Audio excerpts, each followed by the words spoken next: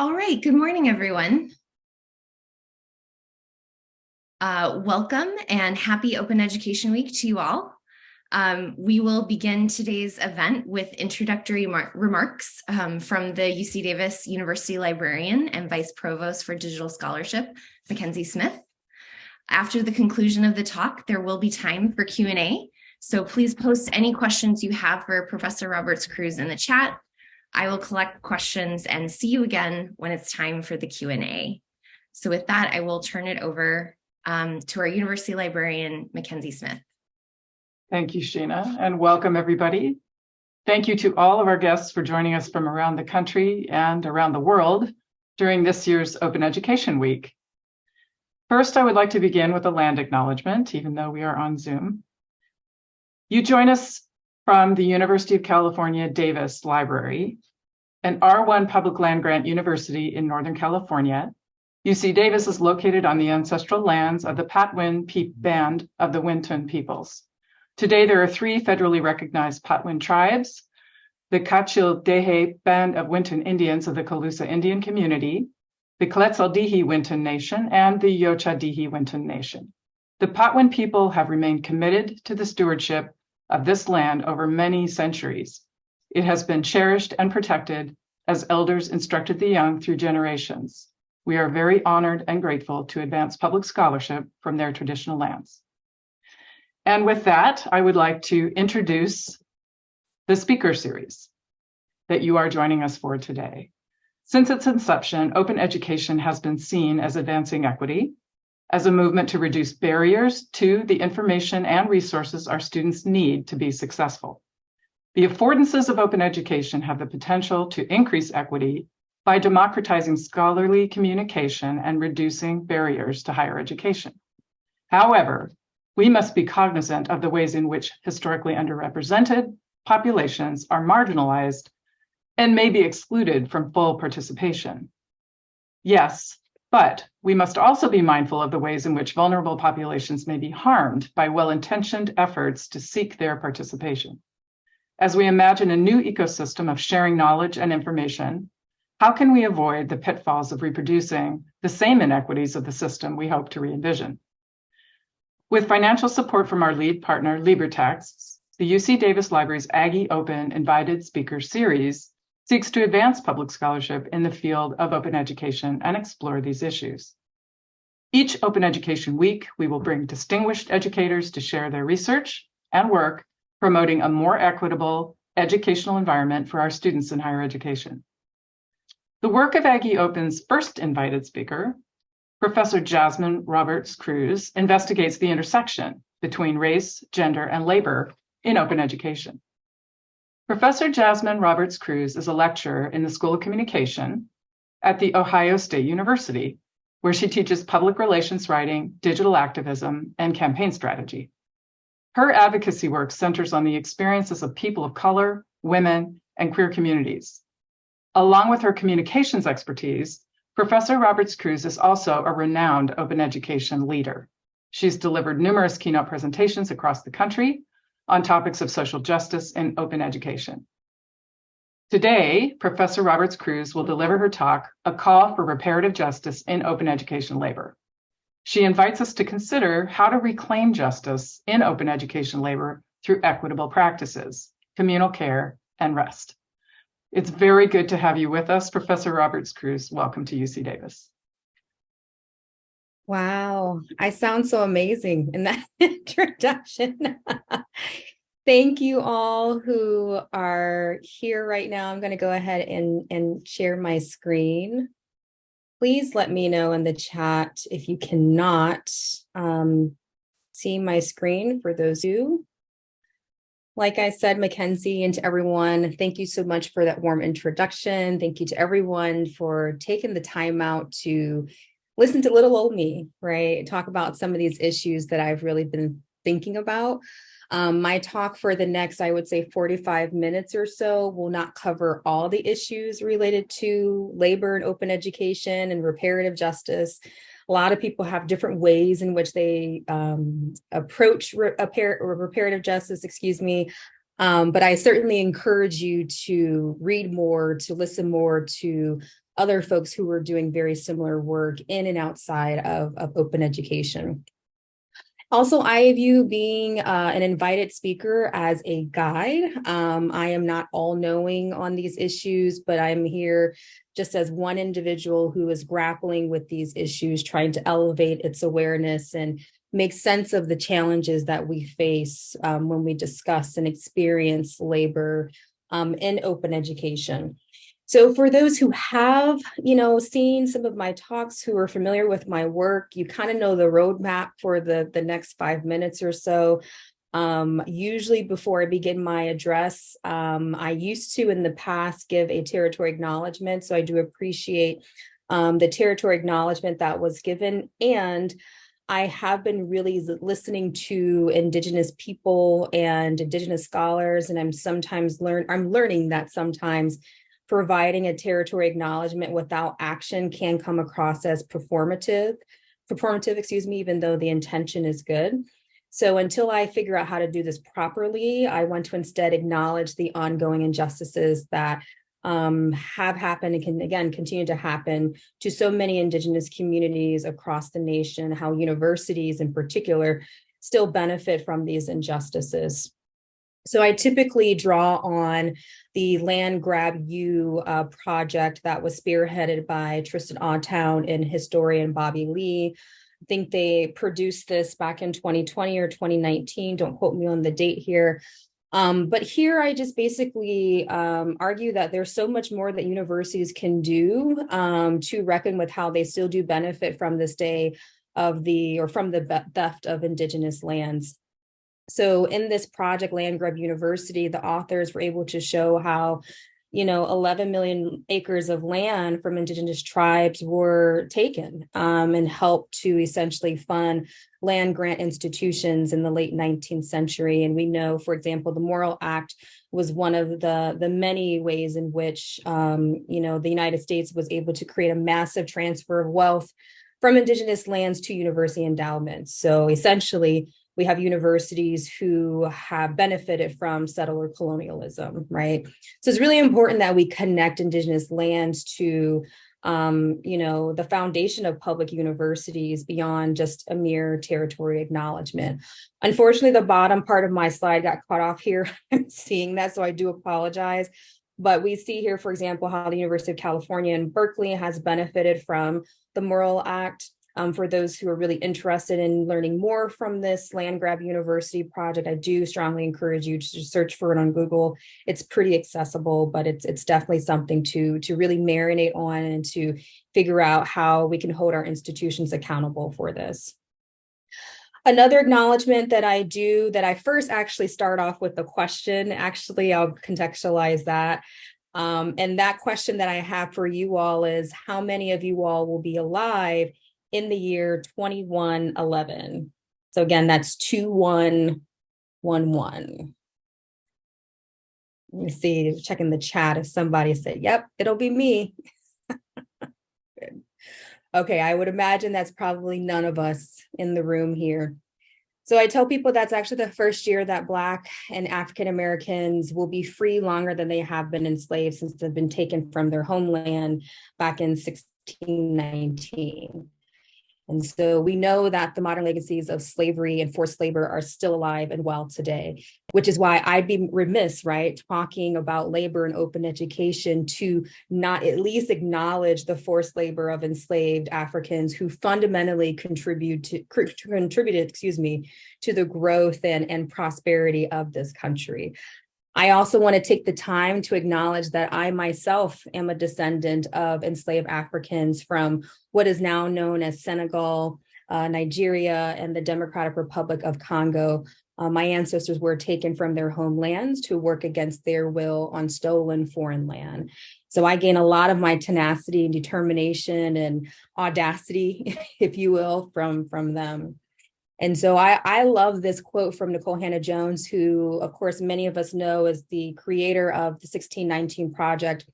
She argues that essentially Black Americans perfected U.S. democracy through the struggle for equality and equity. And her specific quote from the 1619 Project reads, "Our founding ideals of liberty and equality were false when they were written, and Black Americans fought to make them true.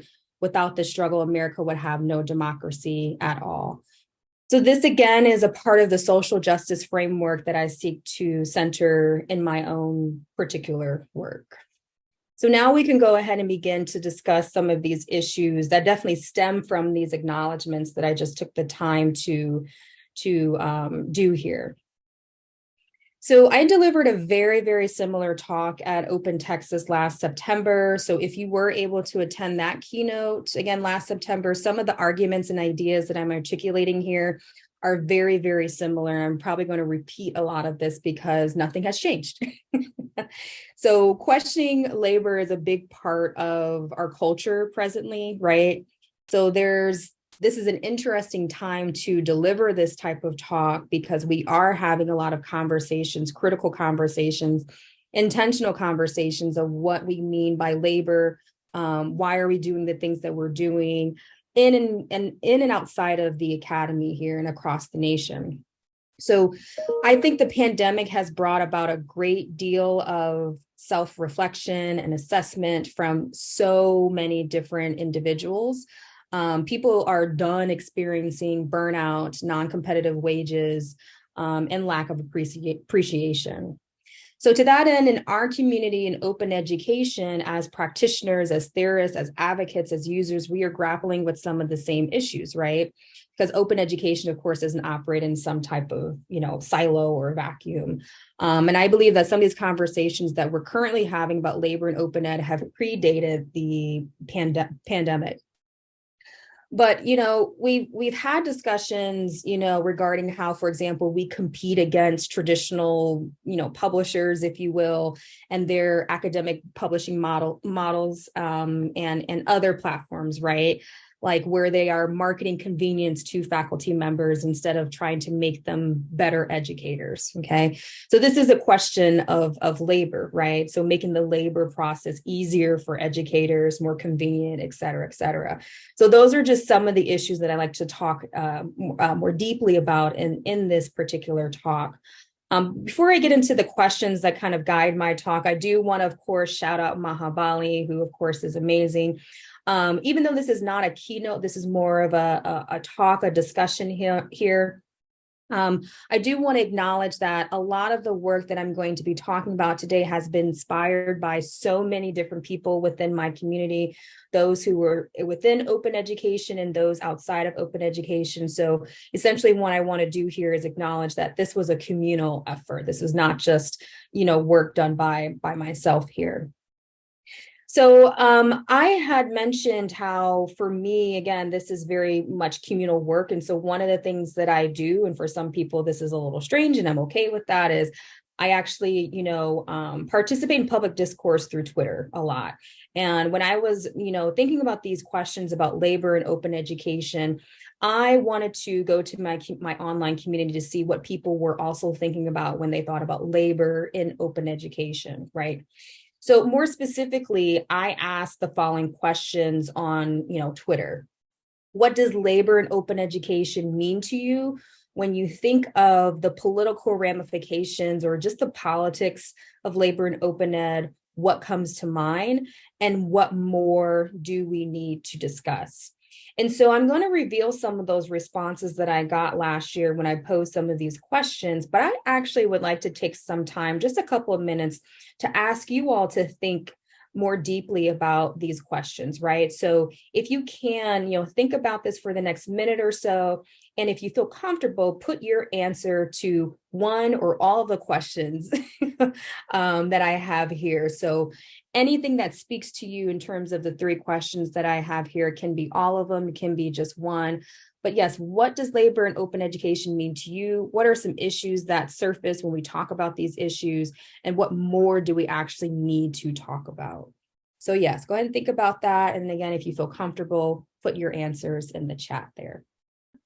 But what I now would like to do is kind of reveal some of those answers that I received last year when I was talking about this online. And when I reveal some of those answers, or when I was looking through some of those responses, if you will, I was also thinking about some of the assumptions, right, that we make about open education, specifically labor in open education, the expectations, and sometimes, I guess you could say, the beliefs we hold, and how that informs how and what we do within the open education community, right? And so the notions of assumptions is actually the driving question of, most of my talk here. But these were some of the responses that I received from people last year when I asked them to think about what does labor and open education actually mean to them. So someone put that labor and open ed immediately makes them think about the difficulties associated with adding OER or OEP duties onto an already very full role as a librarian, instead of creating dedicated OER, OEP librarian roles where the work can really thrive. And then someone else put a couple things come to mind, Abby in particular, the labor of instructors. So whether the work they do preparing teaching materials, for example, open and otherwise, is actually valued. And why is it, not valued in certain contexts? OE professionals, whether their work supporting OE is a standalone position or folded into an existing one. So I'm going to unpack that as well in my talk, in terms of this notion of how open can sometimes be positioned as an ancillary thought, right, instead of deeply ingrained in our work, and what does that actually mean? Some other responses, again, here from Abby. Then there's IT professionals, managing platforms and services for long-term use, hosting open source solutions, whether orgs will fund that labor or outsource it. And then, of course, we have to think about our students. So are we supporting student authors doing open pedagogy, for example, and ensuring that they are educated on copyrights? Someone else put that for them, the current uni system is a growing gig economy that divides and fractures. So all of us in this learning experience are increasingly removed and disempowered. And the answer to this problem is communication organization. How do we actually do that? And then Mahabali put, in reference to, I think, what Abby was saying, librarians and instructional designers and technologists, even if it's their job, their name and opinion aren't central to the intellectual property conversation. So when we convince creators to go OER, for example, or to produce OER, we are university resources that give the institution rights here. So these are just, again, some of the responses that came up, and I'm sure many of us in the room here might even be able to resonate with some of these responses. But I want to actually go back to my point about assumptions, right? So that is actually the guiding principles of my talk today, in terms of like some of the assumptions that we make about labor in open education. Again, how those assumptions affect how we do and what we do within open education. And so to kind of kick off, I guess you can say, the more critical part of my talk, or the central part of my talk, is I want us to really think critically about the assumptions that we do make about labor in open education. I'm going to try to tackle 3 of those assumptions, because there's a lot that we make. And then how, of course, do we challenge those assumptions? And so my argument here is that by interrogating these assumptions, we can better kind of position our conversations about labor in open education, which can honestly lead to more fruitful discussions, right, about how to realistically address these issues through reparative justice. So in my talk, like I just said, I'm going to go over 3 assumptions out of the many that we make.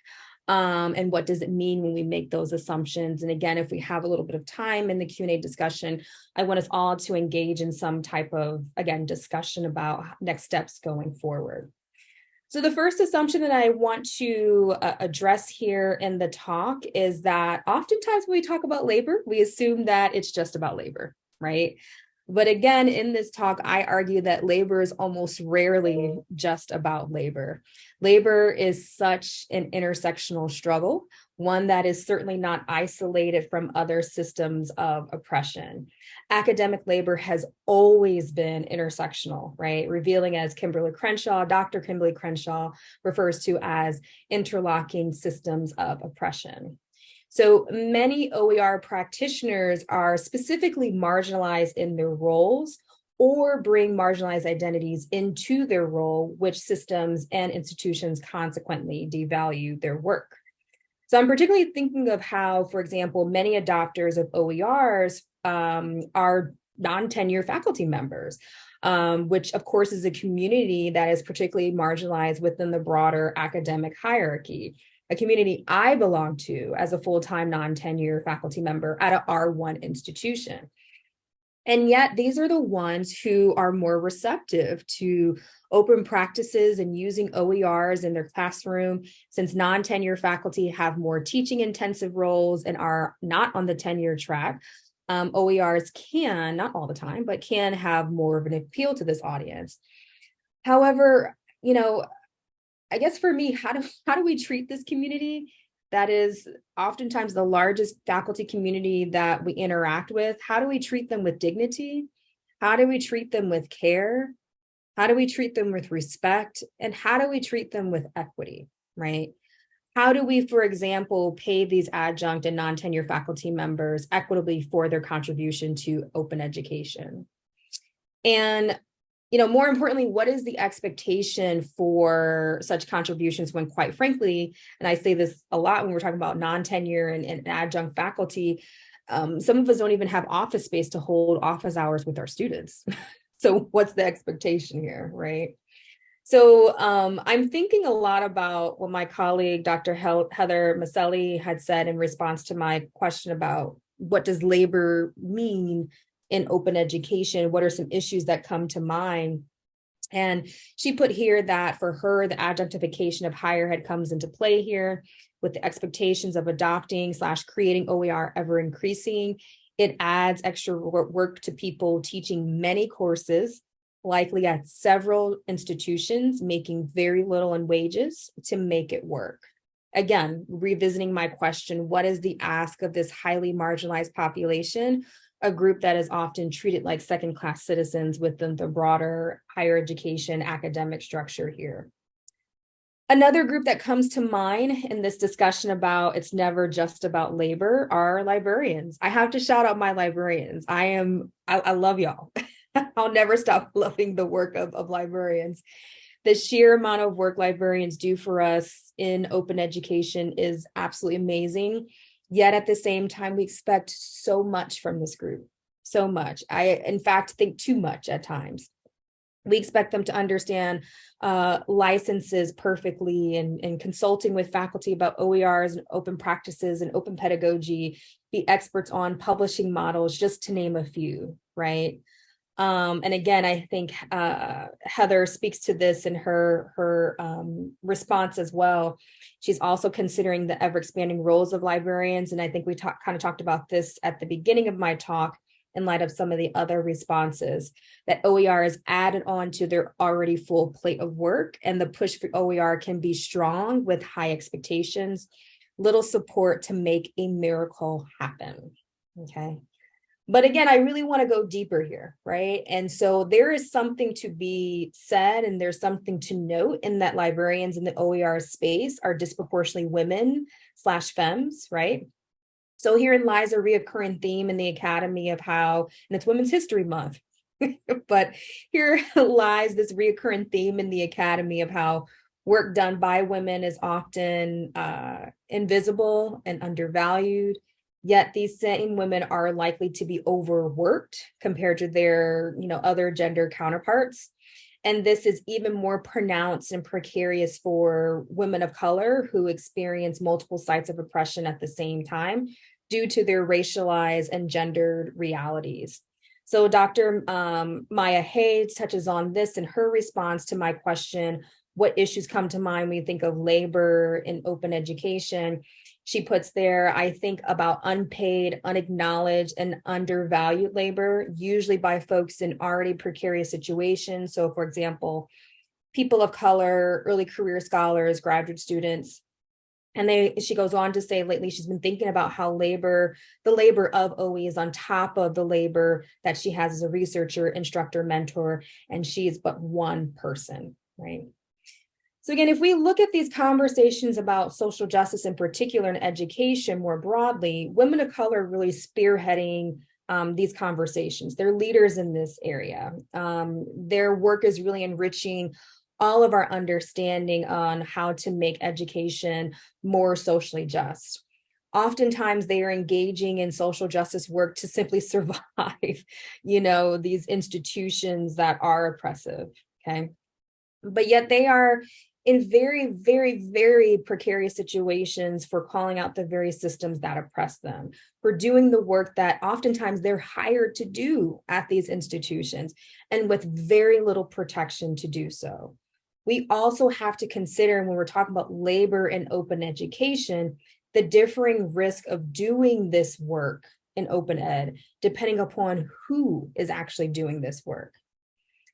So on top of the egregious risks that, Black and Latina women experience doing social justice labor, Black and Latina women in particular are less likely to be cited for their work and more likely to have their expertise actually called into question.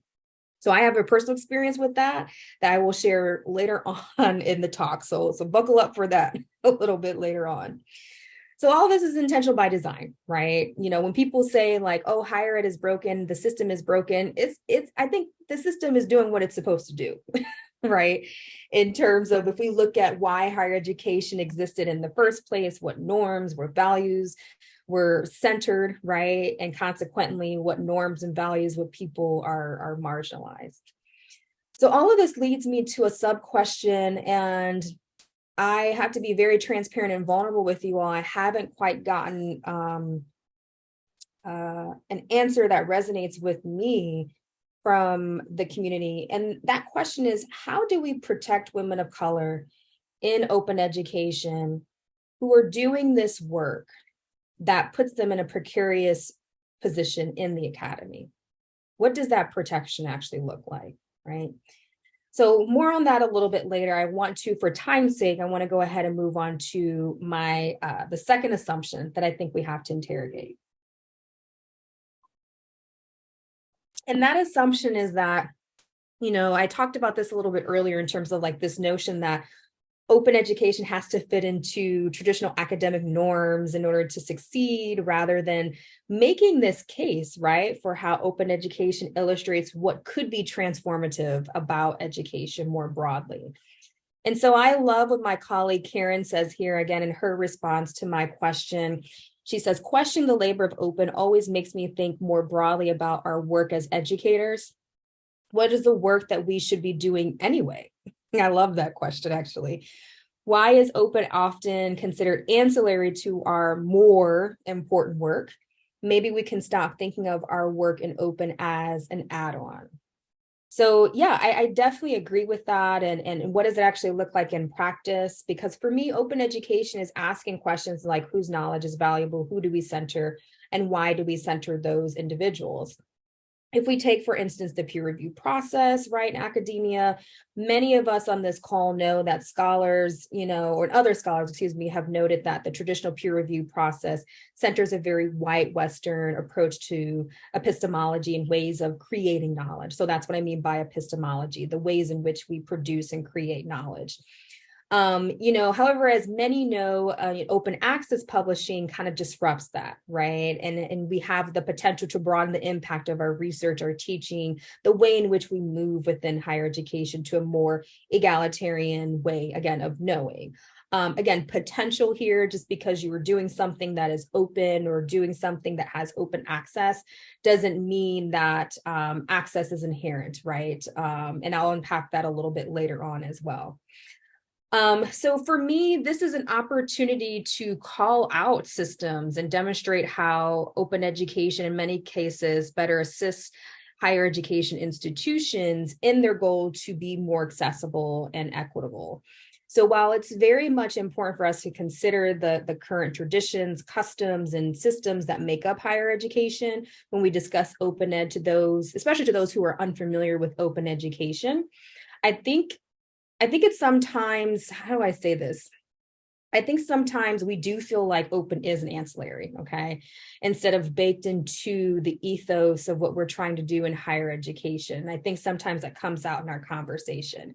Again, I understand the reality that many of us are working in terms of the systems. Systems and culture take a tremendously long time to change sometimes, because we have to think about how long it's taken us to get to this point. But if we continue to view open education as an add-on to academic culture, an add-on labor, if you will, I think this will further marginalize the work we are trying to do, right, in terms of trying to enable educational equity and things of that sort in open education. And to move on to my final assumption that I want to kind of unpack here before I transition into talking about how reparative justice could be a way in which we can engage in these conversations about labor and open education.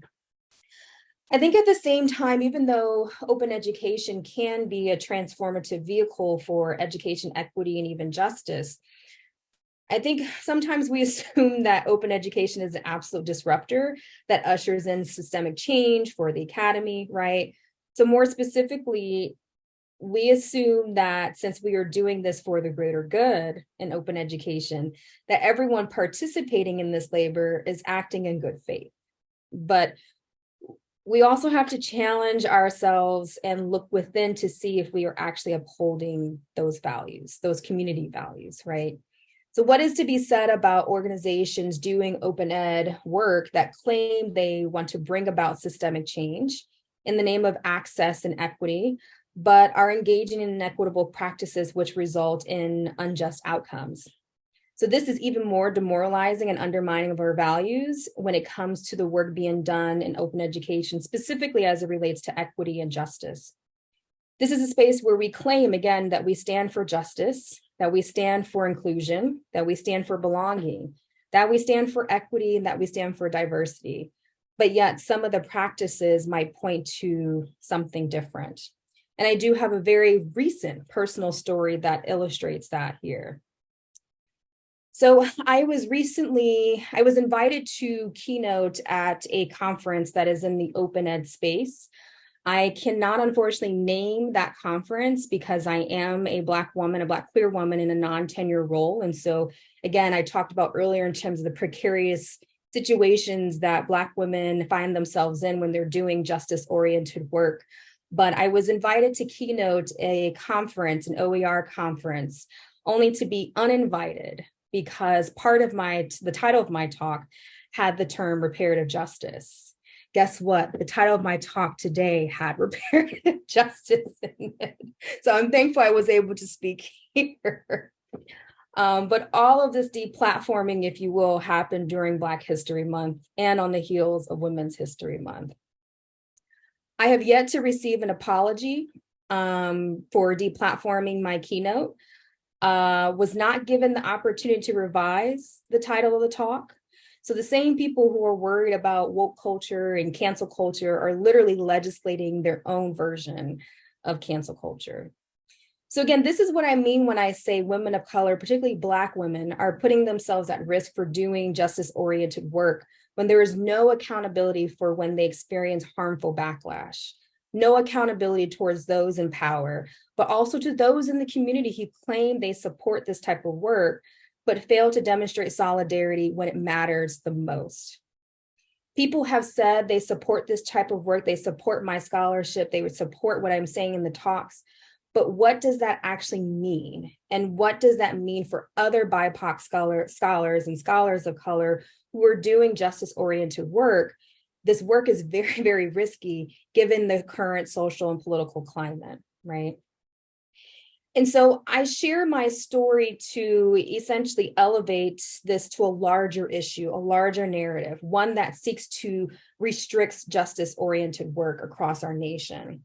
But I'm also thinking of this lovely quote from, an Aboriginal activist and educator, Dr. Leela Watson. And it reads, oh, I'm sorry, actually my Zoom screen here kind of blocked it. So if it reads, if you have come here to help me, you are wasting your time. But if you come because your liberation is bound with mine, then let us work together, okay? I would add on to that, come here just to help is not enough. So this dedication to I will help sometimes, at least I can speak only on behalf of myself, is sometimes swiftly met by disappointment from myself and either other scholars of color when we see that the commitment to help is just a reflection of people being moved in the moment, right? So in this very moment, I don't want you all to be moved as I share my story. And then when we leave here, that's it, right? I want you to see that my struggle is a shared struggle, not only indicative of the challenges that BIPOC folks are particularly experiencing, but the work we are all going to experience in open education if we truly are trying to center equity, belonging, and of course, justice.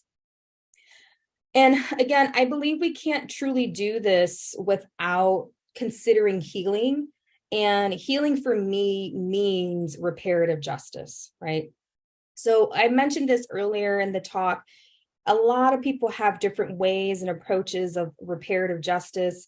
I like this definition here from Nebi, and it reads, a way of thinking about justice, a mindset that centers those who have been harmed and focuses on repairing past harm, stopping present harm, and preventing the reproduction of harm. And it goes without saying that we have to acknowledge that a lot of this labor about reparative justice is often led by scholars of color. So again, people have different definitions of reparative justice, things of that sort, but this is the definition that I really like that is kind of guiding this part of my talk here. And so I'm also thinking about what reparative justice actually requires. And so for me, when I think about reparative justice and some of the things that are very integral to reparative justice, one, we have to admit and acknowledge that harm was done. Okay, that is step one. And so I think in me being deplatformed in that other conference here, there's a level of we don't even want to admit that harm was done. Hence, we're not even going to allow you to talk about reparative justice. We also have to consider, believing those who were actually traumatized and harmed. And healing has to come in reparative justice. There is no reparative justice without thinking about healing. But at the same time, healing absolutely cannot take place without accountability being baked in here. And then lastly, we have to consider what does transformation actually look like? What do transformative spaces look like that actually center care and compassion, and above all, humanity, okay? So last year at the 2022 Open Education Conference, Dr. Camille Gentles-Pert, she spoke so beautifully about what reparative justice actually means in open education, how it should be driven by those who are marginalized, not by those who are, and again, her own words, dominantly positioned. But my recent experience shows we still have a lot to consider and put into practice when it comes to actually living up to some of these values here. So when it comes to making sure our work is actually living up to our alleged values through practice, especially if we look at the intersections between open education, social justice, and equity, we also have to be careful of not engaging in this like expediting the process, if you will, instead of actually caring about the practice and the process. So remember, care is an action, right? So if you care about something, there's going to be some type of action behind it, but not necessarily expediting it for the sake of expediting it. And speaking of care, and as I transition to the last couple of parts of my talk here, I do speak a great deal about the equity care matrix that, of course, Mahabali and Mia Zamora created more recently. I love this framework because I think it's very useful in thinking about how equity and care can kind of come together in these conversations, especially as we think about labor and open education.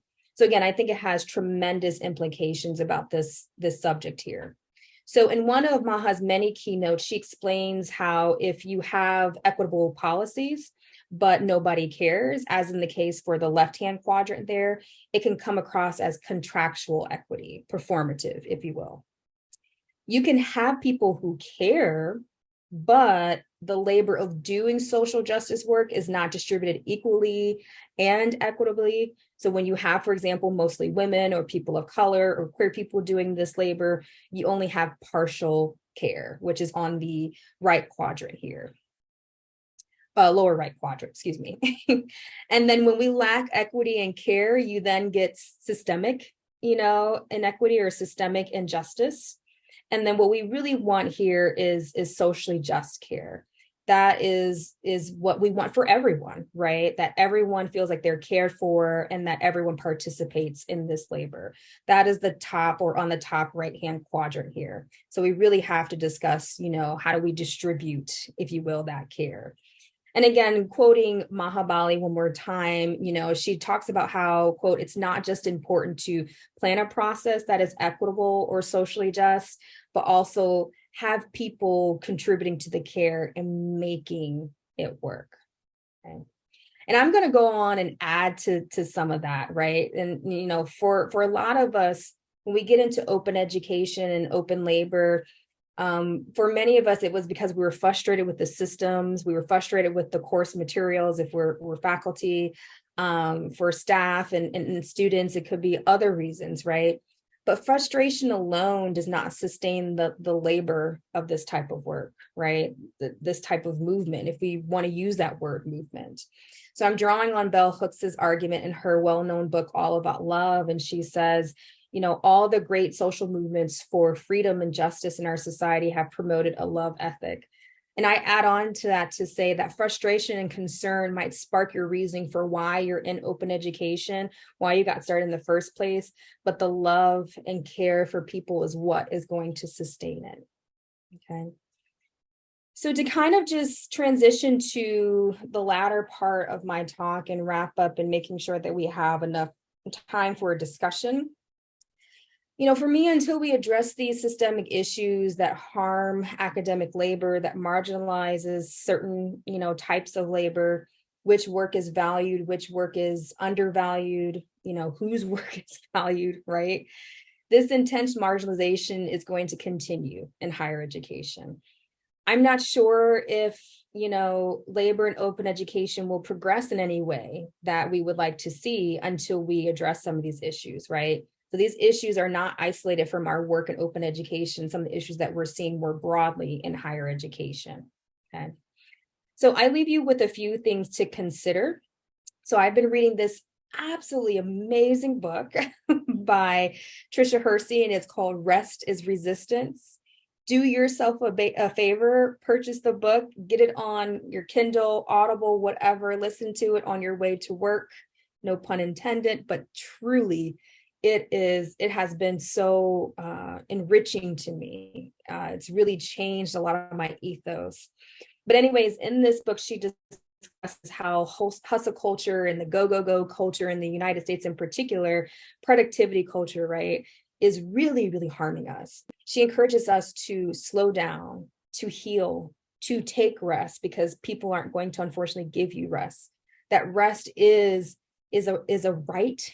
It is a part of our humanity, right?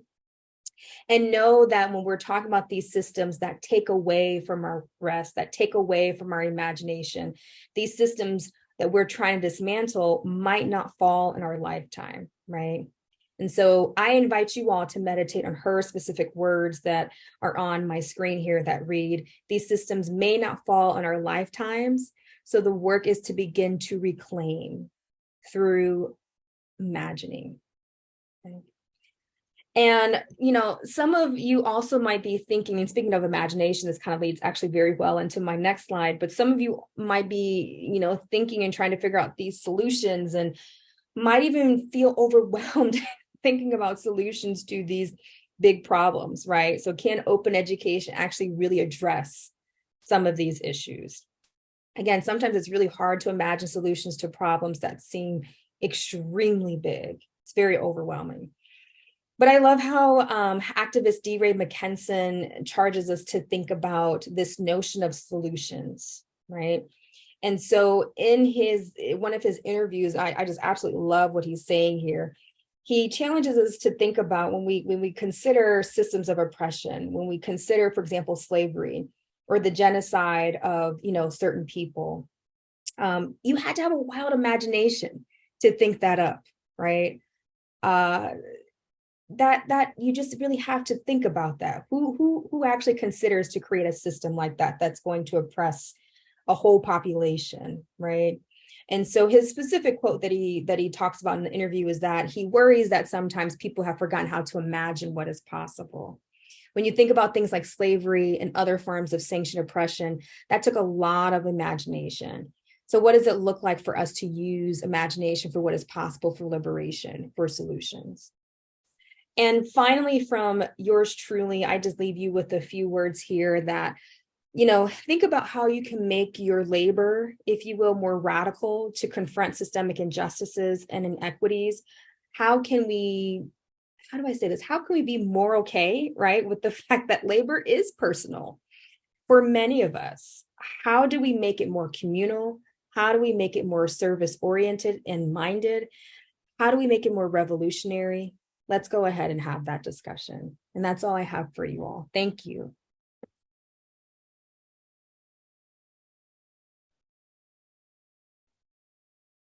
Thank you so much. We can't hear an audible applause, so I will Thank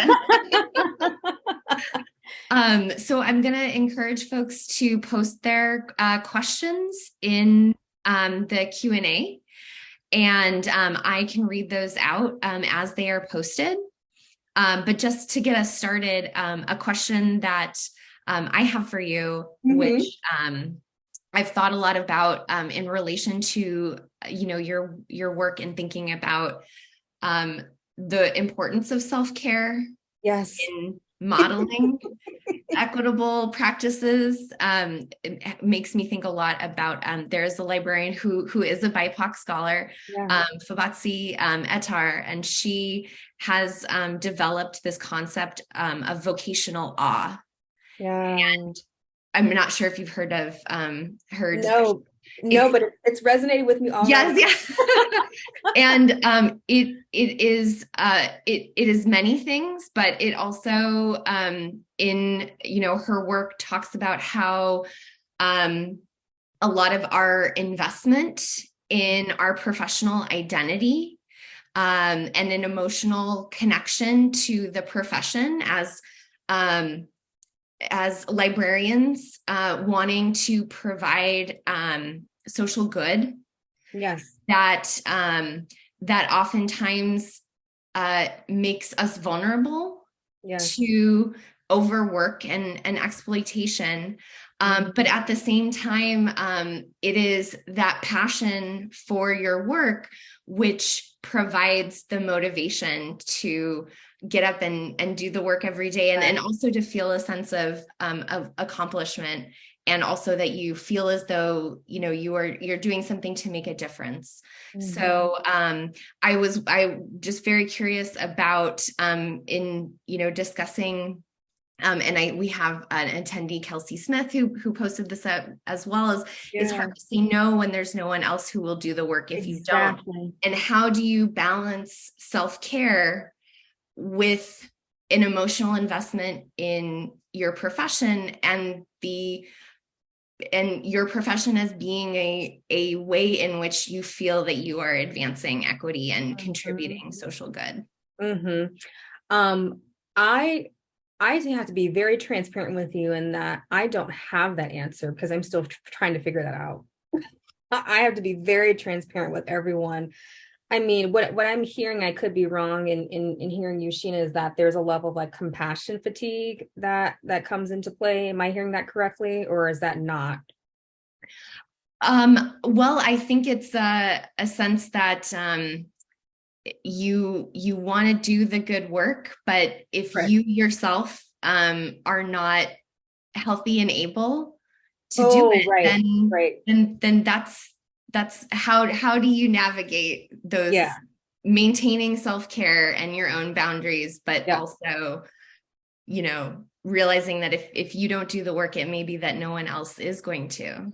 Well, I want to kind of interrogate that a little bit, and not in a harsh way, but I think that is something that I've had to learn, unfortunately, because it was forced because of the pandemic. I felt like I was the only person doing this type of work, right? And so unfortunately, when we're talking about whether it's equity work or justice work or work that we're doing in open education, it can very much feel like we're doing this work in a silo, like we're the only person who's doing it. Now, I can't really speak to like institution, right? So you might be the only, for example, open education librarian at your institution. But I think that's where power and community really comes into play, because we often tell ourselves this story: I'm the only person who's doing this. And if I'm not the one to do this, then everything is going to fall by the wayside, or, it's up to me. That's a lot of pressure to put on one human being. And so what has helped me out is to know that, unfortunately, not unfortunately, I shouldn't have said it like that, but the world and this work is not going to end if I rest, if I take care of myself. I promise you it will not. And the only way that I was able to realize that is to realize that other people were doing this work as well. So I really had to, for example, I was just talking about this online.